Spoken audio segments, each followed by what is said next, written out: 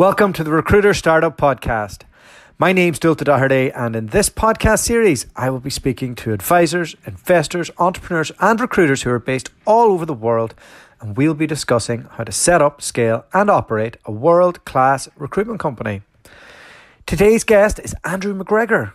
He is from the south coast of England originally, emigrated to Sydney, and is now a director at Design and Build Recruitment.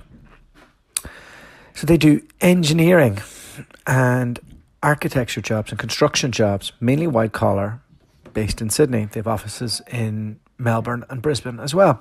So we had a great chat. Andrew's been on my radar for a bit on LinkedIn, and we discussed his journey and what led him to Australia, what his lessons learned were, and, how he's adjusted his style over the years to make sure that he's a good manager, a good leader, and, what pitfalls does he advise recruiters to avoid, and what things should they look out for when they move to Australia from the UK. So we went into all of that. Some of you'll know I lived in Australia for a number of years, so we had a great chat on all of that. I hope you enjoy the podcast.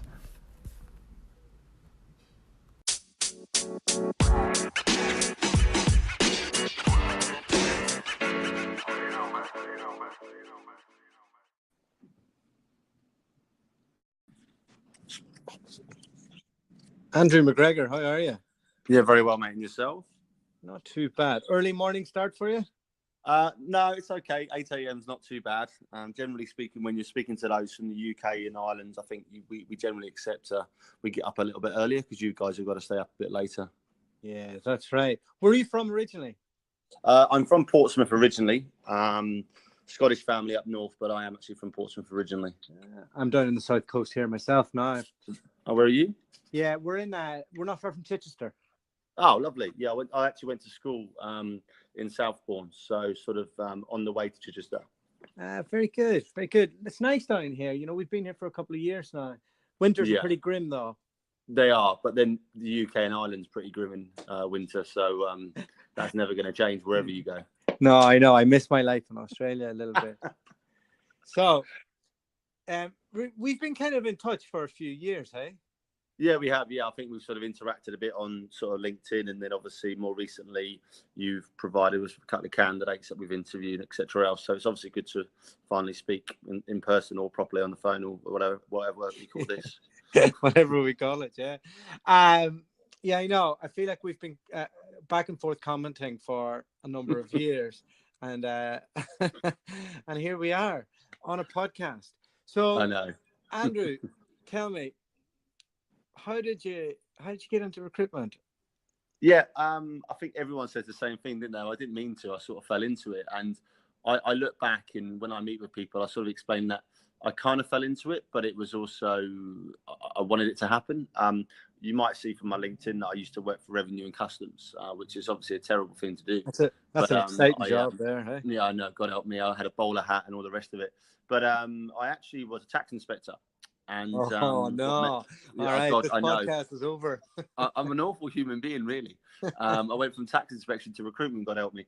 But no, so I was a tax inspector. It was within employer compliance, so it meant that I would go out and look at, I suppose, what employers were doing in relation to, how they were paying their people, the benefits they were provided, and basically making sure that they were adhering to tax legislation. And I actually investigated a recruitment company. And it was a 2-day investigation, and obviously you're stuck in what I can only describe as a cupboard. But you're obviously interacting with the finance team, the director, etc. else. And towards the end of the investigation, he sort of said to me, I can't put why you're in doing what you're doing, and why have you never considered recruitment? The typical sale, hey? Yeah, exactly that. But obviously I was never going to work for him because he was, we won't go into what they were doing, but obviously as during the investigation you see the benefits that are provided, you see the commissions, the salaries, and you meet some of the people and you think, yeah, I can do this, I'm a people sort of person. So I suppose fast forward 3-4 months, so I'd been in the tax office for 3.5 years working with a range of different people, and thought, right, okay, I'll go out and try recruitment. And I only applied for one job, and that was a job with Matchtech, and subsequently after 4 interviews and being beaten up for what felt like about 2 days, there I was. What type of stuff were they doing in the interview process to beat you up? It was sort of psychometric, behavioural, and then I suppose a few sort of intelligence sort of led tests. But what was the most interesting was meeting with my upcoming manager, who pretty much told me that I couldn't do it. He didn't think I was going to be able to do it, which was interesting. And then the MD, who said, "I'm not quite sure why you're at this stage of the interview process." But me being a bit bloody minded, I was like, no, I can do this. I really can. So, it was an interesting process. Could you run the same process today with graduates coming out? So say again? Could you run that same process today? No, do you think people would be tough enough? No, you, absolutely not. I think you've got to, paint the true picture. And let people understand that, there are a lot of, negative parts of the role in terms of, generally speaking, we're living in a world of rejection and you got to celebrate every little win. But you can't go and start telling people that they can't do the job, etc. else, because what do you know from meeting with them for a short period of time? Yeah. They obviously do it to test resilience though, right? Absolutely, yeah. I think you can just test it in different ways. It's interesting, actually. I'll give you an example. We asked one chap, I said to him, can you tell me about how times you've had a tough run and how you've overcome it? And he said, well, my dad died 3 years ago and then my mum died 2 years ago. And when they died, I said to myself, I'm going to complete my degree. I'm going to get a job and then I'm going to buy a car within 3 years. And this is step 2. And I was like, yeah, that's resilience. That's a great answer. Yeah, exactly that. And so it stops you in your tracks too, doesn't it? Bloody hell, it did. And we all walked out actually at the time and I was like, oh, all right. But that's the sort of thing you can test it. Talk to me about times, in your youth or, in your earlier career where things have happened that haven't gone your way and, you see maybe rock bottom, wherever else. You don't have to tell someone they can't do the job. What was the recruitment market like in Portsmouth? There's a lot of oil and gas and shipping. It's a bit of a hub down there, isn't it? It is, yeah. I mean, Matchtech, I was not within the oil and gas or marine space. I suppose, given my government background, had me working within the civil engineering team, but predominantly for government clients. And I was a specialist within sort of highways engineering, so all white collar technical contract temp.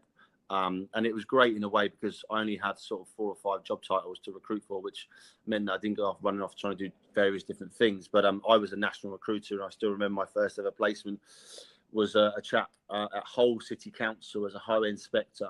The second one was an Aussie highway maintenance engineer. And interestingly, they're both still in the job 12 and a half years later, contracting through Matchtech, which is ironic. That's mad, isn't it? Yeah, it is. It is. So that's quite lucky that I had a bit of a lucky start into recruitment as well, that you kind of got into a good company that gives you access to not spreading you too thin. It can be dangerous entering the industry if the people above you aren't sure on their vision. Yeah, absolutely. Yeah, 100%. I completely agree. And certainly when I've, introduced people and, invited people to join Design and Build, and they've talked about their previous role and can they bring this to the business? Can they do X? I sort of turn around and said, well, that's not what you're going to do here. So no. And actually, a few have said, well, look, I want to be able to retain some clients and candidates that I've worked with. And I've completely understood. But for me, it's that 5 miles deep, 5 inches wide mentality. You've got to know every single, if it's engineering, you've got to know every single highway engineer, every single inspector, supervisor, whatever else, to really understand your market truly well enough. And did you survive the recession okay because of the government clients? Yeah, look, I'll be honest, I flourished. And the reason being is that we had the London Olympics. Right. And obviously they were doing a lot of work around some of the boroughs that I had managed to, I suppose, grow relationships with. In addition to that, what I think we did quite smartly is that my desk was split between operational expenditure clients, so those who had ongoing maintenance contracts around the UK, in addition to clients who were capital expenditure led. So what it meant was that I never was exposed to one market. I had a balance. So I went from sort of 60 temps out to about 110 over that period of time. You got into a leadership role. How quickly did it take you? Within Matchtech, I remember it was the 3rd year that I went into the leadership role, a team leader role. I had always had aspirations for leadership. It came from my father being a senior man in the military. So for me, I always had the aspiration to be a leader. Ultimately, I made a right hash of it in the 1st year. Yeah, let's go into that. Let's go into that because that's that. So your dad was a ball breaker, right? No, he wasn't actually I should have taken example from my father. Actually. Really? Okay. He wasn't a ball breaker. It was my first manager who was a ball breaker. Ah, right. Okay. And I thought, well, if I'm going to gain the respect of the people in the room, then perhaps, I need to act like him. And this is ironic given the fact I didn't really respect him. But I obviously saw him as being highly successful. And so subsequently I became him for about 9 to 12 months, and quickly noticed that no one wanted to really interact. What type of stuff were you doing? Honestly, so you see that printout on the printer there, go and get it for me. Go and make me a tea. Shut up. Oh, no. Get on the phone. Those sort of things of egotistical, and I'm not sure if I can swear, but Yeah, you can. Yeah. A swinging dick culture is how I described it. And I remember it was a drive home. It was about 9 months into the role, and I thought, is this who I really want to be? Is this how I want to be perceived? Did anybody pull you aside and say, "Hey, wind your neck in"? Like, my mates did, not inside of work, but outside of work. If you said, "Look, you're acting like a bit of a knob, mate," you might want to sort of pull your head in a little bit. And it was a good conversation to have, and I generally thank them for it because it soon quickly enough it did change my mindset. And interestingly, the chap I talked about earlier about resilience, he was someone that came into the business soon after that, and I managed to sort of completely changed my approach in terms of how I did it, and it was much more of a coach mentor model over a dictatorial dickhead model, if you want to call it that. You have a way with words there describing that. And it's just changed times. Hey, talk to me about what led you to thinking that Australia was the answer. We went to Australia in the same year, actually. Oh, right, there we go. I didn't know. I wasn't aware of that. What was it? So I sort of thought a couple of times about if I was to leave MatchTech, would I want to go and work for a business in direct competition? Because that was the obvious option. And then I sort of thought to myself, well, I could do, but I sort of respect and appreciate what they've done for me in terms of where they've got me to where I am today. And so for 6 months, I was thinking about it. And then on the 26th of August, 2010, I had about 40 finishes in a day. And I was like, oh, this hasn't been a very good day. And then I opened up the new Civil Engineer magazine at the time, and Neil, the original owner of Design and Build, had advertised in an engineering magazine for recruitment consultants in Australia. And I thought, well, that's pretty cool. That's a good thing to do. I quite like that. And then subsequently reached out to him, and that's how it all came about. Was 6 months of thinking about it, not wanting to compete potentially against MatchTech directly, and Neil, in the way he advertised for a role, that's different. Picked up the phone to Neil for 35 minutes, had a chat with another chap, Matt, who was then director, for another 45 minutes. No Skypes, no FaceTimes, no Anchors podcasts or anything else. And subsequently, I was in Australia 5 weeks later, arriving on, I think, the 13th of October. It was 2 degrees, pissing down with rain in Melbourne. And I was like, well, this is definitely not what I signed up for. Yeah, I landed in Melbourne with that as well. Yeah. So did you stay in Melbourne long? 18 months. So I worked in the Melbourne office for 18 months as a consultant. Where did you live? I lived in St Kilda, the county of St Kilda. Of course you did. Of course you did. Yeah. How did you manage to get up for work living in St Kilda? I'm an early. Look, again, obviously, I refer to my dad, early military. I'm up at 5 a.m. every day, mate. So that's just who I am. And obviously, when you're living in St Kilda in the summertime, this is, and obviously in spring, it's not a bad place to be. So I'm an early bird anyway. It's really gorgeous. Anybody who has been there, there's a train that just runs along the coast into the city from there, and it's just, that would have been your route into work, right? Yeah, the 96 St Kilda tram, and don't get me wrong, I go back regularly, probably once or twice a month, given the business there. And St Kilda's changed so much, and it's pedestrianised in certain sections now where there used to be the tram and things, and it's a great place. And obviously in the summer, it's backpacker central, but it's a lot of fun. Yeah, it's unbelievable. So you did 18 months there. You're living the dream. I take it you're a single man at this stage. I was a single man at that stage, correct? Unbelievable. This story's getting better. So, what happened? The weather get you? No. In fact, it was ironic that it wasn't the Melbourne lifestyle. I loved Melbourne. It was the lack of being able to lead. I'd been in the Melbourne office for 18 months and had enjoyed working for Design and Build in terms of the brand, doing right by candidate and client, not being a brand full of people, egotistical maniacs. But what I had seen was that we were going backwards. We weren't progressing as a business in terms of, engagement with our clients, engagement with our candidates, even developing our consultants or each other. And I sort of got to a point of thinking, if things don't change, I might actually have to look at another opportunity, which was sort of against my values, because I do believe in sort of staying the course with employers.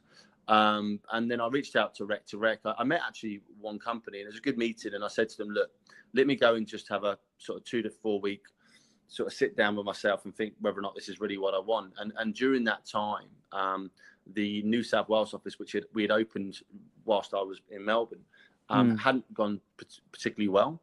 And the then associate director had left, the estate manager was leaving. And so I went and approached Matt and Neil and said, look, I think I can help you in Sydney. I think I can put my mark on things and, help the business sort of turn things around. So I put my hand up for it, and Neil and Matt said, yeah, why not? Let's do it. So I relocated to Sydney in April 2012. Unbelievable. So just life in Melbourne. Relaxed. What's it like doing business there? Because I've only dealt with recruiters, and when I was recruiting in Australia, it was in Perth. I hear it's a bit of an old boys network in Melbourne for when you're in a lot of industry.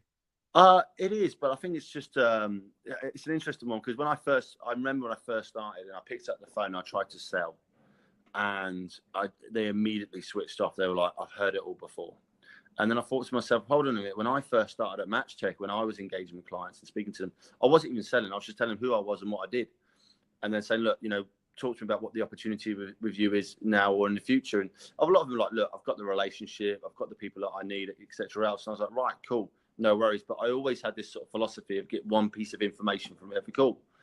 So that after 10 conversations, a lot about their business. So it is hard to break into. But I think with everything, you've just got to be patient. And that's what it was in Melbourne as well. It was don't sell, be who you are, be authentic. And over time, people will start to respond to you. And that happens. And obviously, there is a level of luck involved. But again, with luck, that comes from doing the work and putting yourself in the right places. So is it an old boys club? No, it's not. Is it a club that takes a bit of time to get into? Yeah. Is it a place for people who are takers and want it all for themselves and it's all about the money? No. Because you won't succeed, because people will see through it.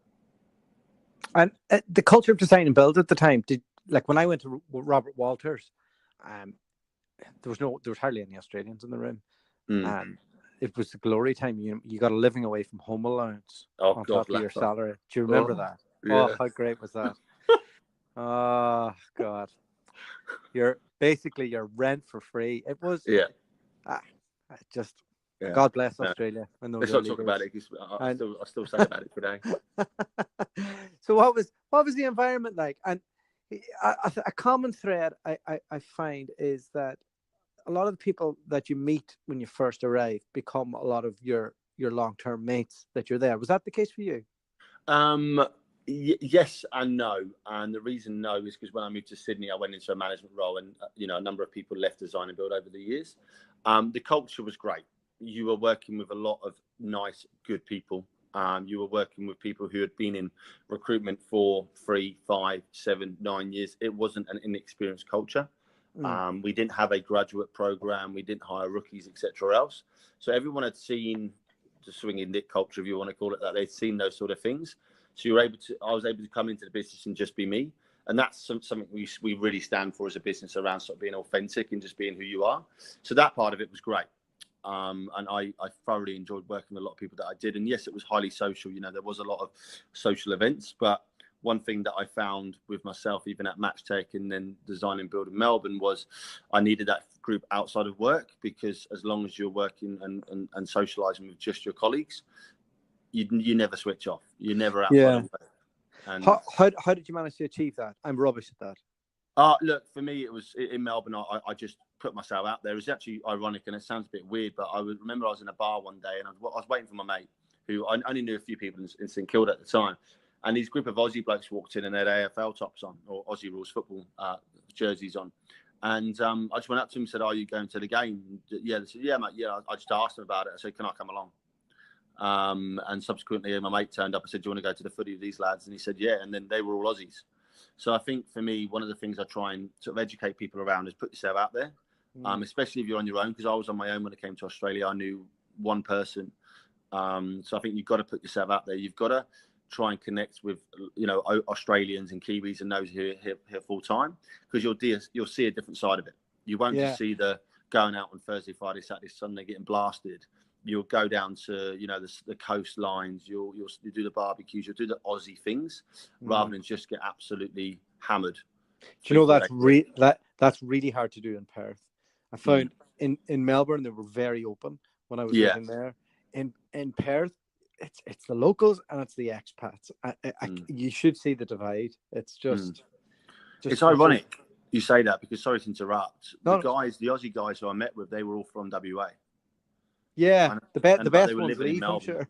Yeah, so they probably left because of that. But you might be right. Yeah, and obviously Perth, I've not spent much time in Perth other than down in the Margaret River because I'm a bloody wine freak.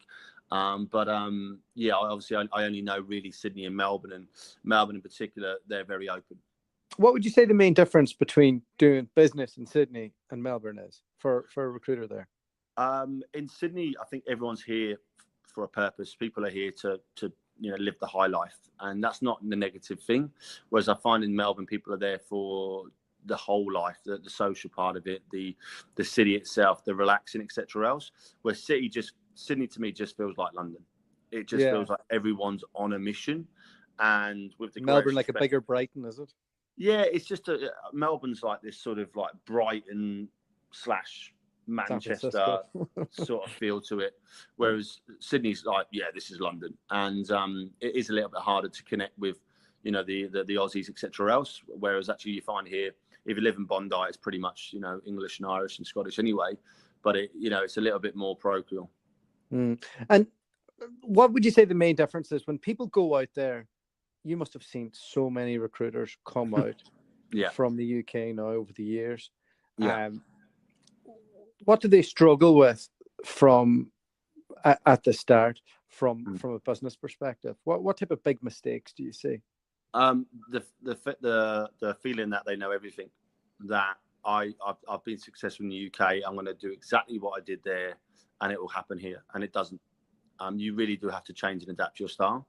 You're right. I've brought a number of people over from the UK, and a lot of them have had that. Well, I'm good. I'm really good at what I do, and then you see them speak to the clients, the candidates, and it's all sell, and it's like, oh no, that's not going to work. And quickly they find out that's not going to work, and then they start to struggle.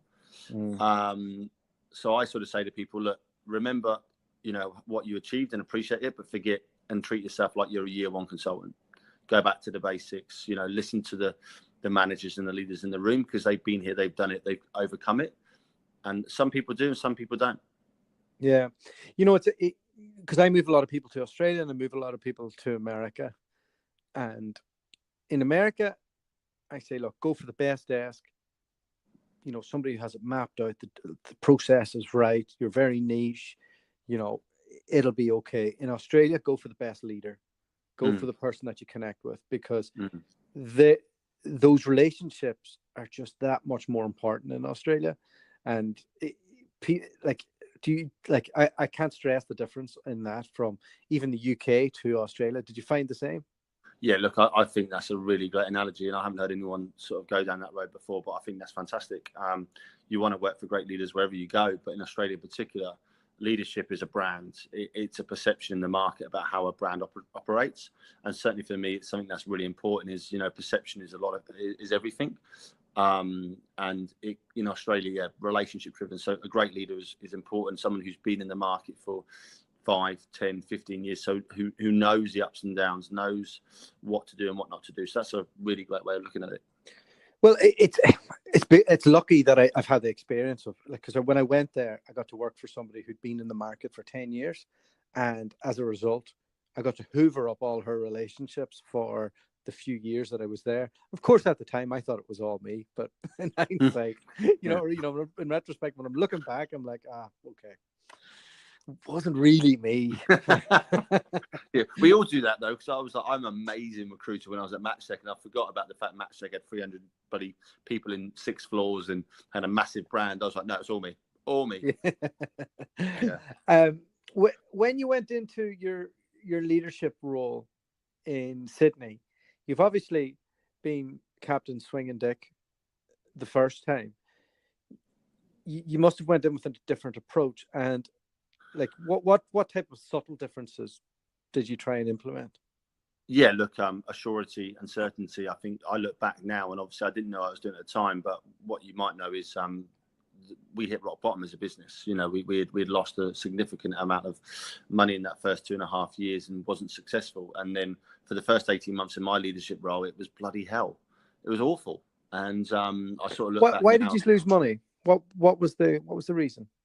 Just I think at the time we didn't have a vision, like you mentioned right at the start of the conversation. We didn't have a clear plan on how we were going to achieve what we wanted to achieve. So therefore, when things got tough, there was no one in the room to sort of bring back that certainty of, okay, well, look, it's crap today, and you know we're not getting the results we want, but if we stick to the plan because we know it works and we know we've got the right brand, we know we've got the right consultants, we'll get there. So there wasn't that person in the room every day. And this is not when I was in the Sydney office, but prior potentially, where there wasn't that person going, we can get there, we can get there, we will get there as a team.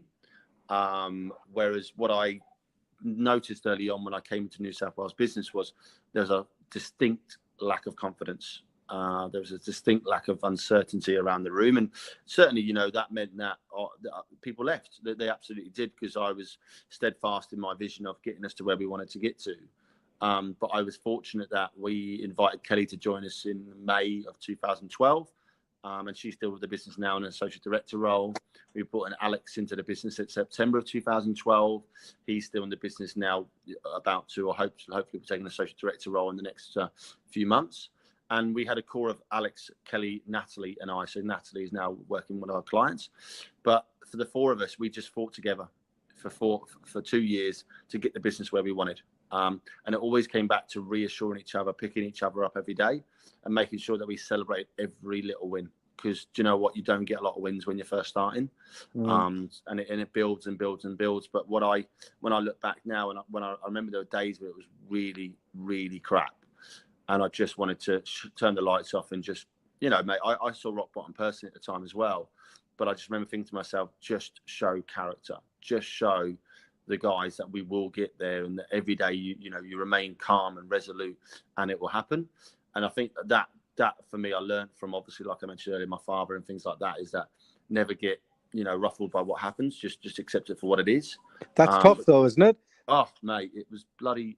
You know, that's what I said. I went home, and you know, I did have a partner at the time, and we separated during that sort of 2-3 year process because I was just stressed. I was rock bottom, and you know, I was going to work at sort of 7 o'clock, and I was leaving at 6-7 o'clock. And ironically, I wrote a content blog about that about 2 years later. But it just killed me almost. And you know, it did send me into rock bottom, but we got through it. And I remember it was 2014. I went to Havana, Croatia for a mate's wedding. And then I came back, and suddenly it felt like someone had turned a tap on. And what I remember was thinking to myself that because we got through it, and because it was the same people, suddenly everyone knew who we were. And they're like, oh yeah, you guys have been around for quite some time. I was like, yeah, we'd only been around for about 2 years. But because we'd all been there for those 2 years, suddenly the connection started to grow. But for me, during that startup phase, it was supportive, and it was assurance, you know, uncertainty, we will make it. There's a misconception that recruitment's easier in Australia, and it's just not. No, it's not. No, I think it's different, and some of the quality has to be higher. It does. And actually, I suppose in our business in particular, we're a work role, not people business. So that means to me is that we're going out there, engaging with clients, taking job briefs, and actually going to find the right person for the right role. I know it sounds a bit cheesy, but for me, that's what recruitment is. So I was a contract recruiter. I couldn't get a CV and send it out to 10 different places. I had to get a brief and find the right person. So when I came to Australia initially, you know, a lot of the models were get a CV and flick it out to 12 places and you'll be good to go. And I was like, this isn't recruitment. And so actually, again, when you think about some of the persons and individuals come from the UK and other countries, they have got that mentality. And it's like, nah, that doesn't work here. You really need to add value to your clients. But surely with the remainder of the shortlist, you can bring those people out to the market, right? Oh, absolutely. Yeah. Your primary objective is to put people in front of your clients, right? And if you think about doing right by your client, is, hey, okay, this is what I'm looking for. You go and find that person. If that person doesn't want that client, or that client doesn't want that person, then your objective there is to have 6 to 8 absolute A-list clients who you know you've engaged with, and take them to those clients. But you pick up the phone and talk to the client. You don't just flick the CV. Because the flicking of a CV, it's lazy, it's inefficient, there's no influence. So that's sort of our philosophy here. Is we're a phone first business. If you've got those other A-list clients and your candidate isn't interested in the role you've got, but they're interested in other things, then yeah, take them to your other clients. But first and foremost, work roles. It's super competitive, isn't it, between 5 or 6 of the top agencies in Sydney? It is competitive, but I actually find that we don't bump into each other all that often, and I believe, and I don't know a lot of the chaps particularly well. I've met a few of them along the way, and it's always been very civil, and actually quite I've been for a curry with a few of them, and we've all seemed to grabbed our 6 to 8 key clients, and they're all in different spots. Obviously now and again you bump into each other, and being a contingent business as we are, and there's no hiding from that. That will happen with candidates as well. So I think, again, it's just about being as clear as possible from the get-go with your clients and your candidates about who you are, what you do, and who you're dealing with. I would see it from a supplier's perspective. The white-collar engineering construction market, they're always a bit more cordial to each other in the process, where the IT recruiters and the finance are even worse. Are they? Hammer each other, absolutely annihilate each other. To the candidate will come back to me and they'll be like, I don't know, like they're all telling me that they're all the worst business in the world. It's that you say that, and actually, I think at consultant level there's still too much of that happening. At director level, I've been for, like I said, a dinner with a few directors, etc. else, and I keep in touch. In fact, I know this sounds a bit weird, but I think I sent about 10 of them a text message at Christmas wishing them a great Christmas and Happy New Year. Because for me, I just think about maintaining and building relationships rather than having nothing there, because you need communication lines open to be able to overcome disputes. But at consultant level, again, it's experience. Sometimes you do get a bit hot-headed. And it's like, yeah, he's a right wanker. It's like, well, no, they're not. You don't even know them. So if I hear that in our business, then we'll shut it down, because that's not fair. Yeah. And tell me, how do you pick out leaders amongst your group when they come in? It's tough, isn't it, picking a manager, because it's not always the biller. No, it's going to be the best manager, right? I've worked, like I said, I've worked with a manager who was a top biller, and he's horrible. Leadership. You were horrible for a bit. Yeah, yourself. I was actually. You're right. I was a bit of a knob myself. I think you ask people about their leadership aspirations. I think sometimes you've got to be a bit careful in an interview, though, because you really want to understand what the person's goal is within the first 12 months. How would you define success within 12 months? Because sometimes people get so caught up in the 5 years. It's like, okay, well, that's fine, but let's talk about the next 12 months. And you see leadership grow within people because you've got managers, you've got mentors, and you've got coaches. And generally speaking, you can only do one of those really well. Sometimes you can do 2. Very rarely can you do all 3. So for me, if I look at leadership, it's those who are communicating honestly. They care about the success of themselves, but they're also their team. And they put their team first. They're not there to throw people under the bus. And if things happen in the team, it's not a case of, well, that's their fault. It's, well, I need to take responsibility for it, because I'm there to lead them and make sure that they're, I'm protecting the standards of the business, etc. else. I think also when you're looking for leaders, you want to understand the history. What have they done in their life? When have they been in leadership roles before? When have they taken a lead? But that being all said, we don't generally hire many leaders as a business. I know probably that says come from a lot of companies, but I think we've brought in 1 or 2 during the last 5 years, whereas most others have been developed from a consultant into senior into manager. Just because you've got your own process, you get more buy-in from that. We got the D&B way. We got the standards that we set, and ultimately, as a manager, can you really defend them, reinforce them when you don't know what they are, and you've got to learn them yourself? Now that you're in a leadership position, how much of your role is involved in actual business strategy, and how much of it is hiring for the teams, and then how much of it is actually like operating those teams and operating your own billings? So business strategy, more than 50%.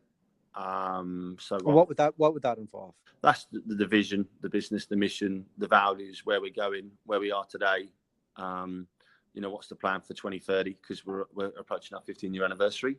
So for me, that's all around those sort of discussions around with client strategy as well. So we have a sort of top 25 client program.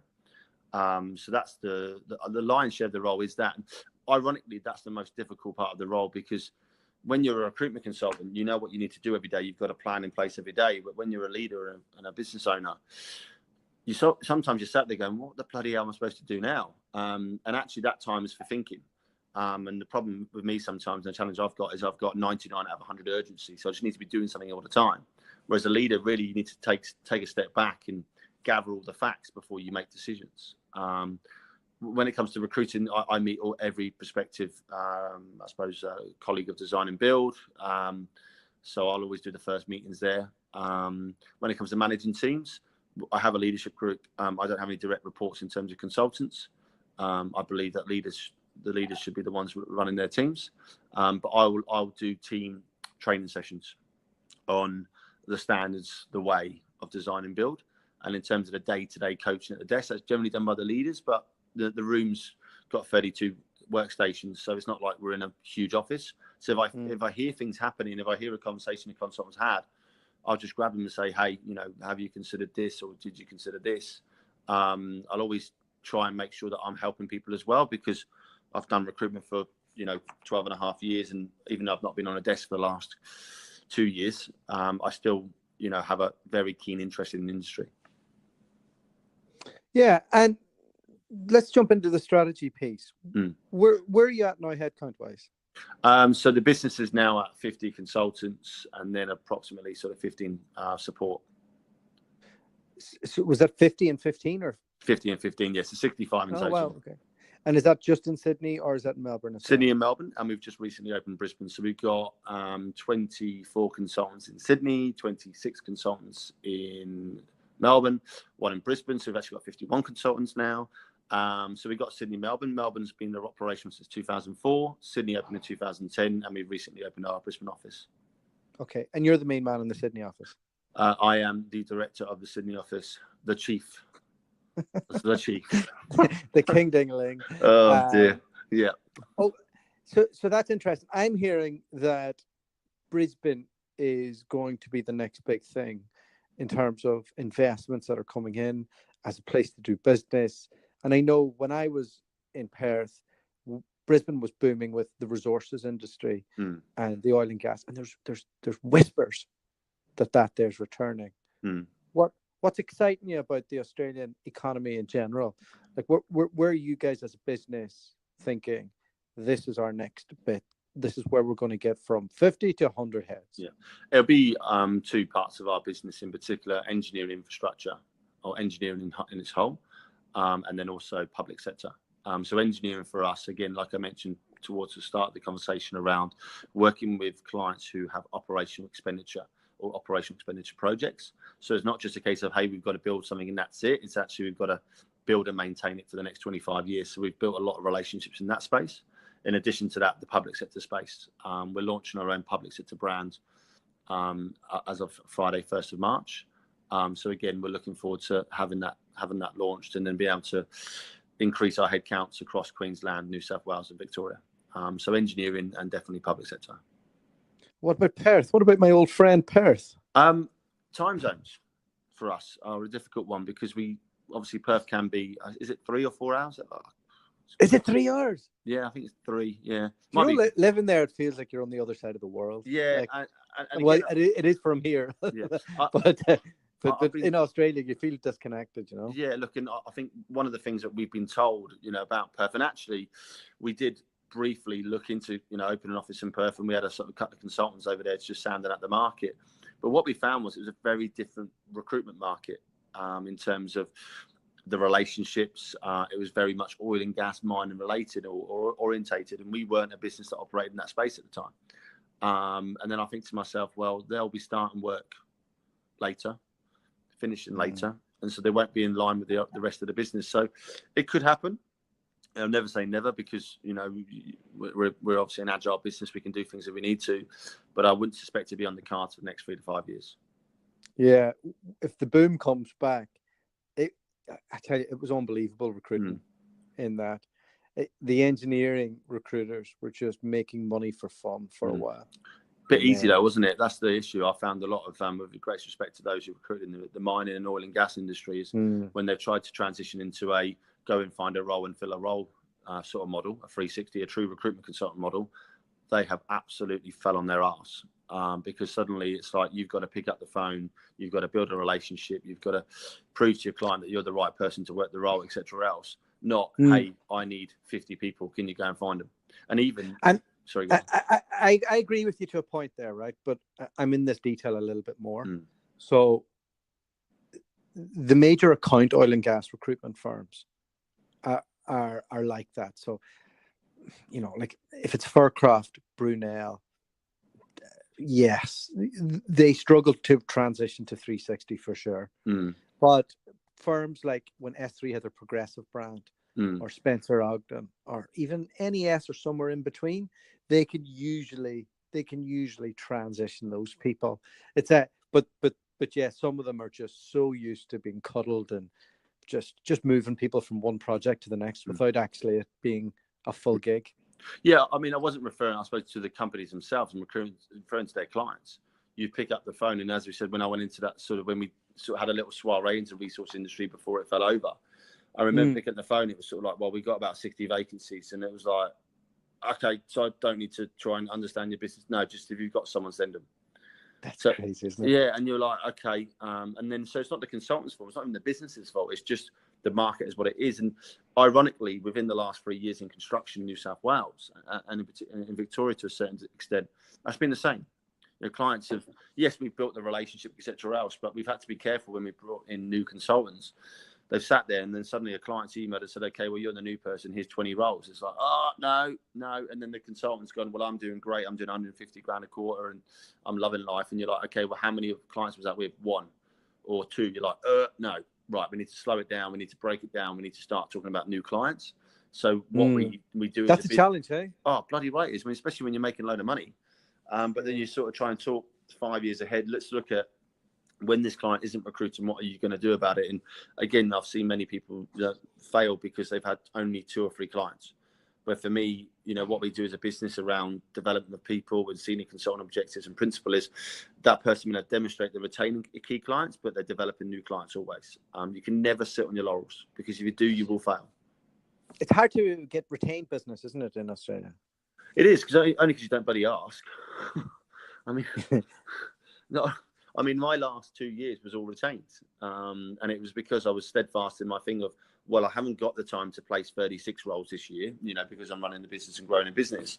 So I need to place 24 roles, or I need to be working on 1 role a month. I think the last year it was sort of 18 roles a year, before it was 24. And I just told them, I said, unless you retain me for this role, then I'm not going to be able to provide you the service that you need, because I will not have the time to do it. And I think a lot of consultants are so afraid of being said no. I'm like, well, if you get said no 40 times for 40 different roles in a quarter, but 6 people say yes, then there's your 120 grand. So what's the problem being said no 40 times and 6 say yes? So I think it's a fear of loss. And actually, if you just ask the question, especially in that SME space, and even more so in that tier 1 space, where if they haven't managed to find the talent, through their own internal networks, that you've got to offer a different level of service. You've got to say to them, well, I need to go to market for the next 6 to 8 weeks, truly provide a long list of every single person in the market and sit down with your team and start to analyze what it is they really want in the role before I can give you a short list. But too many go, great, I've got a role with a tier 1. I'm a tier 1 recruiter now and I'm the Billy Big Bollocks. And then they find out the tier 1's also gone to 5 other agencies. And then they've wasted a load of time for nothing. Last question.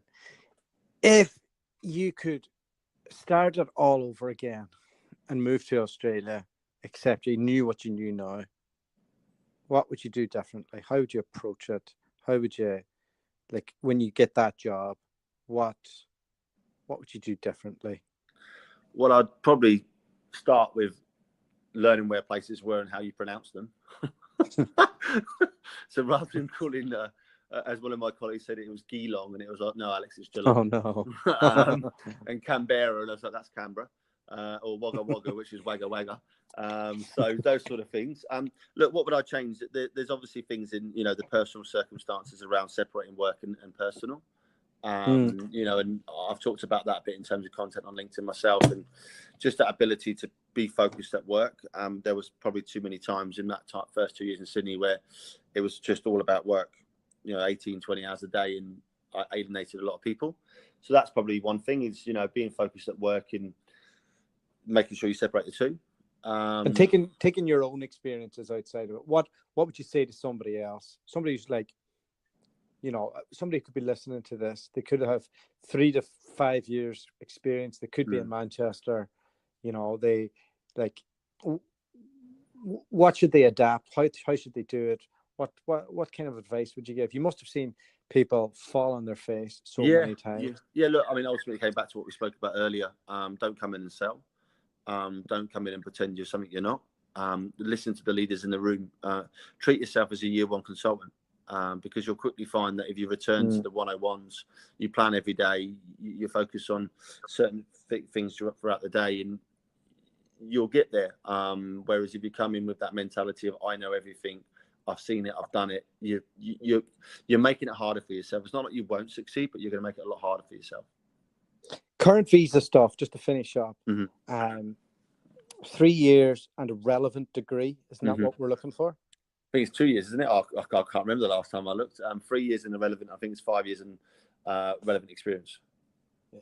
What could somebody make in Australia if they hit their targets realistically in year 1, year 2? Right. Okay. Let me try and do some maths quickly. I'm saying it's somewhere between 120 and 140. Yeah. I think a year 1 consultant with 3 to 5 years experience, first quarter would be establishing, starting to understand the business and the desk, etc. else. You start to expect them to flourish from probably the 6 month point, where they start hitting commissions, etc. else, and they're probably making 15 to 20 in each of those quarters. So I think 120 to 130 is a good starting point. There are subject to the desk. So if you're coming and starting a new desk, you probably won't make that. Whereas if you're coming into an established business with an established desk, yes, you will make that. Again, it comes back to if you've got a family, if you've got children, who are you coming with? Because you need to understand and think about what the impact on them is going to be in terms of financial, because it is an expensive place to live. We know that. So those things have to be considered as well. All right, Andrew. Thanks for chatting to me. No problem, mate. It was good to finally talk. Yeah, and we will speak again. And good luck with all the new stuff that you're getting up to over the next while. Yeah, appreciate that, mate. Thanks very much. Take care. See you, mate. Take care. Bye.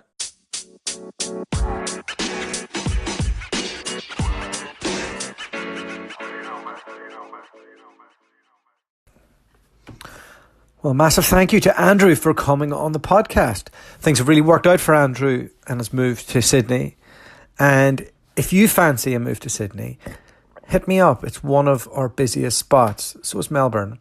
And we have constant demand for good engineering, construction, energy recruiters in the white collar space and across IT, finance, and even healthcare at the moment. So love to have a chat with anybody who wants to do that. Or if you want to set up your business then, you want to ask me some advice or get connected to some people on the ground out there, happy to do that as well.